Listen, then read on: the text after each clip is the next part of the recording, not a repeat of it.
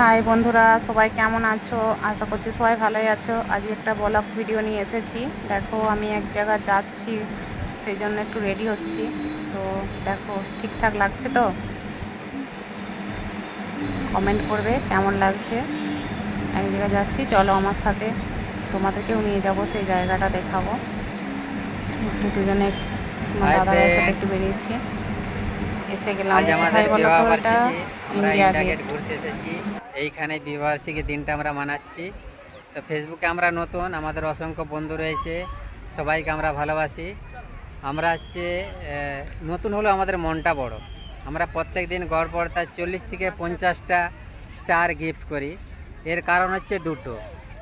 আর বেশিরভাগই আমরা হচ্ছে নতুন ইউজার, তাদেরকে টার্গেট রাখি, তাদেরকে আমরা গিফট করি। কারণ যারা পুরনো ইউজার বা যাদের বেশি ফলোয়ার্স রয়েছে তারা তো অলরেডি স্টার গিফট পেয়ে যায়, আর নতুনরা তো